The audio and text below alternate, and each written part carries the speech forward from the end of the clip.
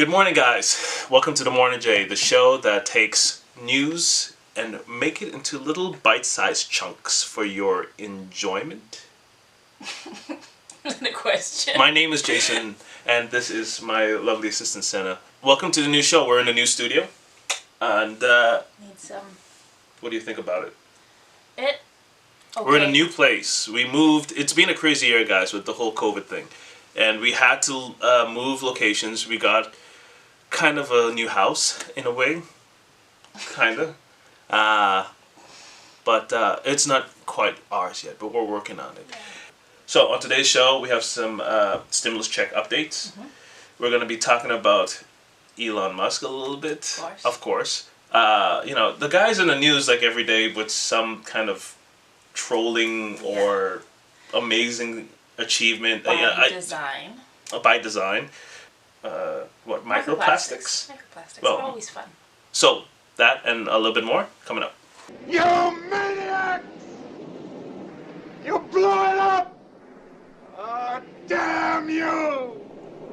God damn you all to hell! So before we get started, I think we owe everyone at home a little update on our fan film. Oh, I almost forgot. Goodbye. So annoying. It's something that we do. It's our morning tea. We have to get the brain going. We both can't drink coffee at the moment. Coffee, it just doesn't gel with me, coffee in general. No, it's very rough on my stomach. Yeah, and apparently your genetics has a part to play in how much you like coffee and what it does to your body and how effective the caffeine is. So I just think in my genetics, coffee it's just not a thing. Yeah. It's just not. My family drinks a lot of coffee, so genetics, coffee. It's definitely your thing. Definitely my thing. But Before we get started, we have to update on the Blade film, our fan film. We started in July, we ended filming at the end of July, and we thought we would have had this thing completed in September, I swear. yeah, 100%. But we had a hiccup with special effects. We were given some bad advice, I guess, and now we're like months behind, and we have to do a whole process and a whole thing to get it cleaned up. But we're nearing the end. I wish we could have got it done before January, but I don't think that's going to happen. But it's okay. So it's December 21st, and Congress finally approved the stimulus package. The new stimulus package that's going to be hitting apparently as early as next week, according to Stephen Mnuchin. Yeah, I don't know about that. No, I think it's going to come out because they have the mechanism in place now to actually pay the stuff out. Last time there was like this big thing of how to pay it out. Yeah. They're just going to do what they did last time. It's already in file. Everyone's already registered. They already know how to do it.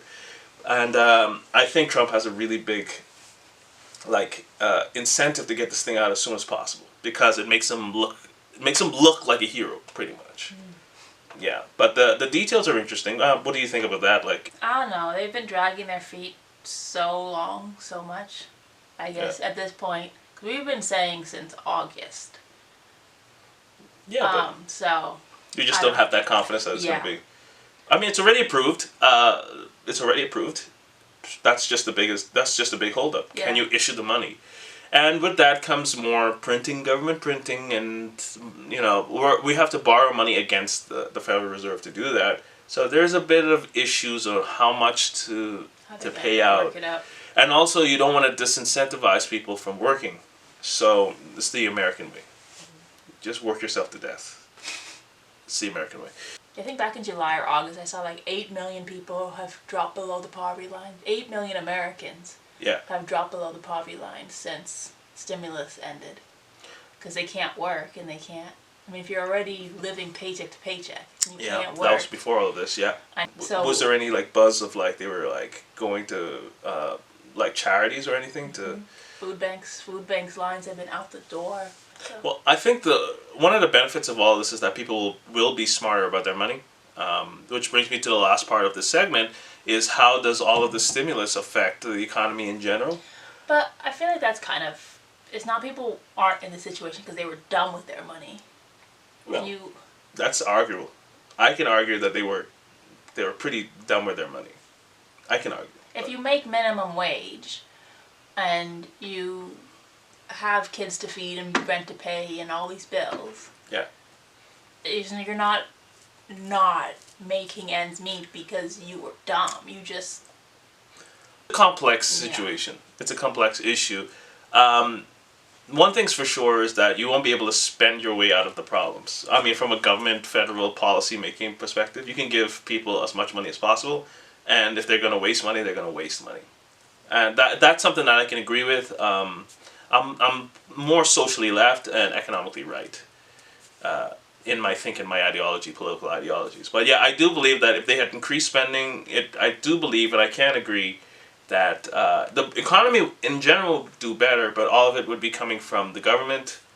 And it's just this weird circular thing where the economy depends on government spending. So I get it, but yeah, it's going to get this thing done. But it's interesting. Let's see how that works. But the lasting effects of the stimulus, first things first, straight up, that money for people who are in better situations. So right now in the stock market, we've been having a K recovery, something called a K recovery, rather than a V recovery, where stocks and equities, real estate, the whole economy just went down. And so the idea was that the stimulus would boost it back up into a V, or straight across the board, across all classes. Mm-hmm. But what they're finding out is that people are suffering, it goes up and then goes back down. So you gave them money, but now they have no means to continue that way of life. So it comes back down. And that's the lower part of the K.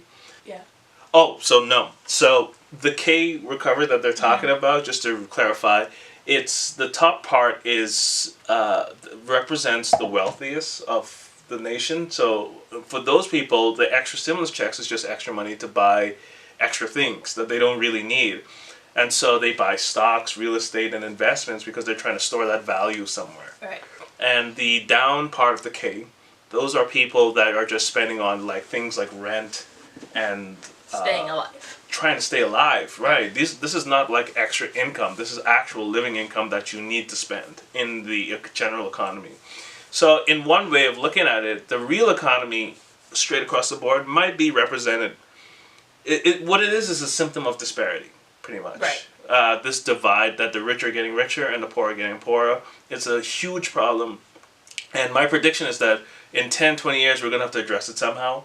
Before then, really. Before then, if you want to keep society intact, because you're just going to have really rich people and really poor people. Kind of like the show Expanse, if you watch that. But I love Expanse so much. It's a really good show. Season 4? 5? Season 5 is out, guys. Give that a look. On Amazon, if you haven't. Yeah, on Amazon, for real, yeah. So what the prediction is for me, I think as we introduce these stimulus checks, from a financial perspective, is that the equities, like stocks and commodities, these things will go up because the rich will be storing their money in these things like Bitcoin. These are going to give a significant boost next year as more stimulus money rolls out. Do you think there's going to be another stimulus after this one? I think... yes, I do think so, because in all honesty, I don't think things will recover until late next year, earliest. And now we have a new strain in the UK, and so let's see what happens with that. If the vaccine is... Yay! The vaccine may not even be effective against the new strain. So we just got out of one thing, and now we have a new virus to deal with. We haven't even gotten out of it because not enough people have taken it for it to even be effective. So let's see what happens. But yeah, definitely, next year I think is the earliest we can see any type of mainstream recovery. And so I think we have maybe one more stimulus, 2 maybe coming out. But one thing is for sure, unemployment benefits will be extended. Yeah. I think will need to be extended. And then Biden's in the House. Biden is in power now. So, the left, the Democrats are more sympathetic, I think, to the struggles of the lower half, whether you believe it or not. Yeah. And their spending will reflect that. So I think more spending is coming, and for people who are rich, this is great news already, and for people that are poor, it's some relief. So in the long term, it's really hard to say how this will affect the general economy. I think the U.S. dollar is going to suffer as a currency, global currency, but the people will be okay, and to me, that's all that matters. Moving on, I believe you have some news for us on Microplastics. microplastics. Yeah. What's happening in the microplastic world? Always nothing good. Always. Yeah. So a study was published in the journal Environmental International. Yeah. By Ragusa and his colleagues. It's gonna Is that his first name or last name? Ragusa. That's an interesting name. Italian. It's Italian. Antonio Ragusa. Antonio Ragusa. Yeah. He's Italian, so He's he said Ragusa. Well, sure. Well, by the way, is this insulting? If you're like, if I'm talking like this, if this is an insulting kind of gesture? If you do know, leave it in the comments or just message me or something, because I don't want to offend people when I like Ragusa, but whatever. Yeah, keep going. Yeah. So it's gonna be published in the January 2021 issue of Environmental International. Yeah. And they sampled 6 placentas. Okay. And found microplastics, which are pieces of plastic that are between 5 to 10 nanometers. So microscopic. You can only see them under a microscope. Okay. And they found 12 pieces. Out of the 6 placentas that they sampled, they found microplastics in 4. So that's what? 4 out of 6? Yeah, 4 out of 6 is. So that's 2/3. Yeah, 2/3. So 66%, or a little bit above 66%. So 2/3 of the placentas that they sampled had microplastics in there, and that was on the maternal side, the fetal side, and in the cord. Oh, jeez. That doesn't sound good at all. No, it's not, because microplastics are they're plastic, so they're made of petroleum chemicals. So the chemicals can leach out into the organism that have it, and they can cause health issues. Really serious, I Serious imagine. health issues.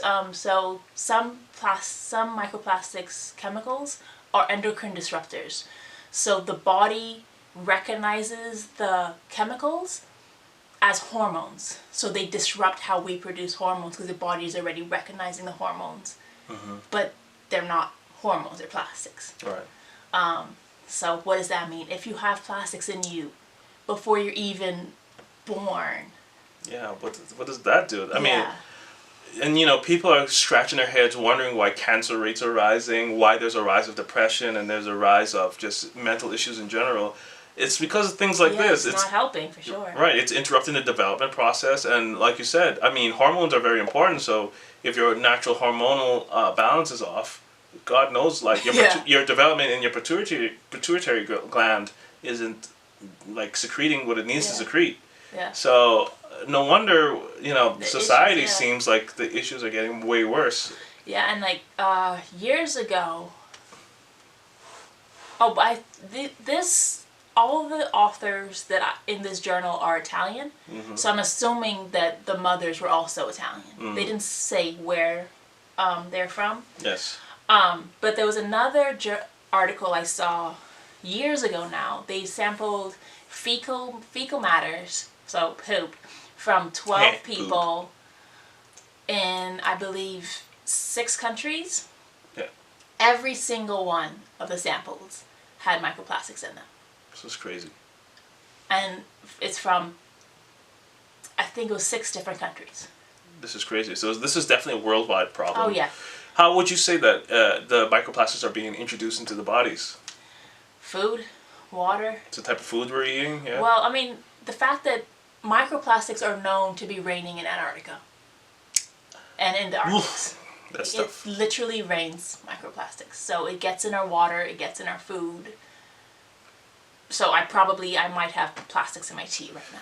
Any thoughts on, like, well, if it's getting into the animal supply, if it's in the water, I mean, that's the basis of all life, really. So, like, I do know that there are companies trying to solve this problem, the recycling problem with plastics, because plastics do not degrade like other types of substances. Yeah. So I do know there's a company in France right now, if you didn't know, called Carbios. Look them up. That develops an enzyme that can eat through the plastics, making it easier to recycle and be more economically friendly for individuals to recycle their own waste. So maybe things like that over time will dent Yeah. But the problem is the existing plastics we have today. Well, the other problem is this isn't an issue that we can recycle our way out of. Yeah. We need to reduce the amounts that we use and find alternatives. Yeah. Because recycling would help the plastics that we have already. Right. But we are introducing plastics on a second basis. Like, we have so much plastics out there, and we're just making more because they're cheap, they're light, they're durable, and they're convenient. Yeah. But like, plastics are in my tea bag. Probably. Not probably. They have found plastics in tea bags. So it's everywhere, and I don't have a solution, and I don't know if anybody has a solution yet, but it's definitely something we need to solve. Would you say eating organic foods, would that help, you think? Maybe the process in which we grow the food, like especially vegetables. Maybe would it be beneficial if we are more eating more vegetables? Like we go on a vegan planet, a vegan diet. Would you think that might help the situation a little bit? It might help our uptake because there are organisms are taking up plastics in them. So when we eat fish, we're eating plastics. Right. So that might reduce, but I don't know because if it's in the water and it's in the soil. But can't plants really metabolize? I mean, can it absorb plastics? I don't know. I think, if I had to take a guess, we'll look into this. Yeah. If I had to take a guess, I would think the best vegetables, or anything across the vegan spectrum, would probably be the least likely to be absorbing these microplastics. I feel like it would be less because down to like microscopic organisms see the plastics and like, oh, food, yummy, and they eat it. Dang. To the microscopic level, because it looks like food. Yeah. There was a really interesting article. Yes, I am a nerd. There was a really interesting article that they compared. It was copepods, and they had their copepods are these little, pretty much they're microscopic bugs in the sea. I mean, people who study them don't like that, but they're pretty much bugs. But they had a picture of the food they ate next to a picture of the microplastic that they were eating. Mm-hmm. And even I couldn't tell which was which. They just absorbed it and they look exactly like the thing. They look the same because they're blue, they're small, they're similar shape. This is horrible, man. Yeah. So the copepods eat the fish eat the copepods, we eat the fish, and then fish eat also plastics. Maybe more plant-based diet would help us. But not the general ecosystem. Yeah. Tough stuff, Big man. issues. Hopefully someone out there is trying to get to it. We need to solve this problem. Well, on that depressing note, our last topic of the day could potentially be a really good one, or uplifting at least, if you are a believer in Bitcoin. So, this story is kind of complex. First, it started off with Elon Musk insulting Bitcoin. Now, this is a bit of backstory to this too, but he did a tweet that said that Bitcoin is just as useless as fiat currency, and that Dogecoin or Dogcoin, however you want to pronounce it, was the way of the future. Wait, fiat is like regular money? Regular money. That's like paper money and government issued money. Yeah. And that instantly, I know it's crazy. Dogcoin. The fact that they even made a Dogecoin, or however you say it, is ridiculous. Anyways. Yeah, that has an interesting history too. But Dogcoin or Dogecoin, it went up about 20%. Of course it did. Just because Elon Musk mentioned it. Of course it did. Idiots, absolute idiots. But just a brief history on what Dogecoin is what happened is after the Bitcoin community started adopting Bitcoin, and the platforms started, crypto and blockchain started developing, there was a guy, a cryptologist, cryptographer, whoever develops the crypto technology, he was like, well, this is ridiculous. I like cryptographer. Made it as a joke, isn't it? Yeah, he made the coin as a joke just to say, well, we can make anything into money then if Bitcoin is money. Yeah. And so he developed Dogecoin, which never should have even lasted a week. Yeah. It was just a joke. It was like, look, From the meme. It's a meme. It was literally a meme in the form of cryptocurrency, and people started investing money into it. It's like, okay, boop, boop, boop, boop. And I don't know if they knew it was a joke or not, but it showed the greed, I think, in this space of cryptocurrency. Whereas anything that makes money will continue to make more money as people are just trying to look for a quick buck. Yeah. So it doesn't quite have the same ideology as Bitcoin does. Bitcoin has more of a libertarian ideology, and so that's why that will probably last in the long term. Bitcoin. Yeah. Not Dogecoin. What's funny is their market cap is so high that a joke turned into something real. But because that was made years ago, wasn't it? Like Bitcoin was made in 2009, and Dogecoin maybe 2010, 11. Oh, that's even there. way longer than I thought. I thought it was like 16 or something, 15. It may be. Don't quote me on that. Okay. I will have it in the editor's notes what the year actually was, Okay. but I think it was 2011.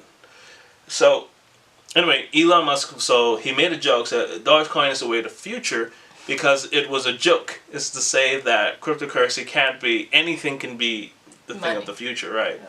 And so it was just a troll, really just to troll the Bitcoin people that have been pushing Bitcoin on him. But what? Anyways. So the media took it and ran with it. They definitely did. But what's actually more interesting than that was that he seriously inquired into Bitcoin about the transaction and hash rates and everything. Hash rates? That's pretty much the capacity to send a certain amount of Bitcoin over the network and how long that would take. Okay. So he was, he made he was like, can you actually send billions of dollars over Bitcoin, the Bitcoin network? The fact that you have billions of dollars to buy anything on a whim kind of insane. Is literally insane. $1 billion is a lot of money, man. And he has it. Him and Tesla, they definitely have that type of money. But he inquired into it, and there was one of his name is Saylor. I can't remember the first name, but it's a billionaire named Saylor.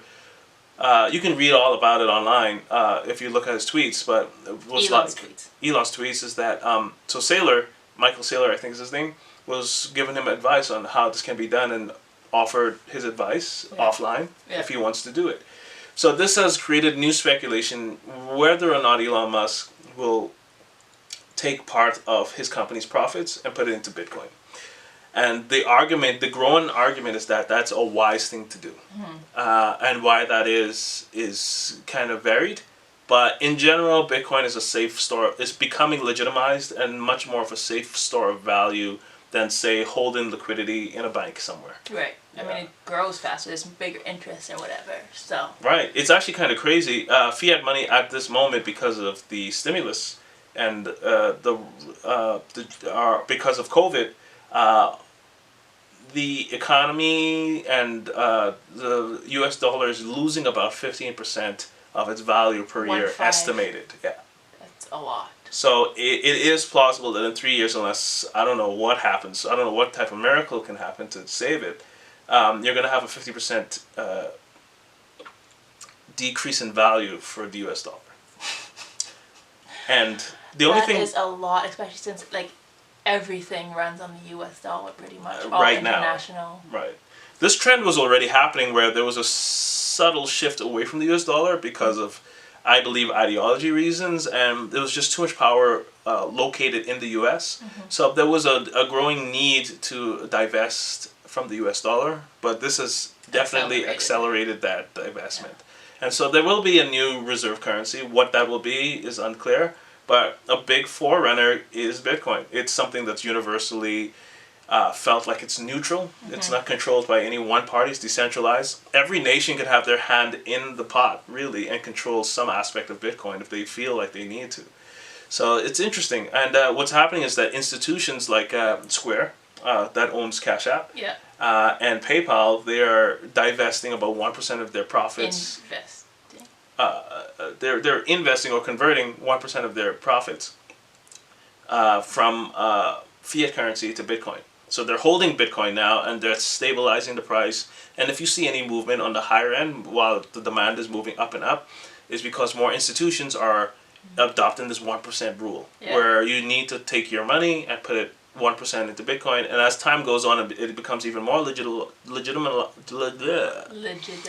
As it becomes more legitimized, Yeah. and the regulations are kind of more clear, then you can start increasing that to 3% or 5%, and then eventually a future where Bitcoin has become the kind of norm may actually happen, and Yes. at that point things will be looking a little crazy. But something like that won't happen for another 10 or 20 years, at least. I think 10 years maybe you'll get to a 3-5% kind of balance on the balance sheet. But it's going to be an exciting time if you're a Bitcoin believer, for sure. But it seems unavoidable at this point that that's going to happen. So it's like, do you do it now or do you wait till the rules are a little bit clearer? But one That's way or the the question. other, it will. You think it will happen? My opinion, and a lot of Bitcoin believers, eventually there's no avoiding this because it's just the most logical thing to do next. Yeah. And you don't think they're going to go back to gold?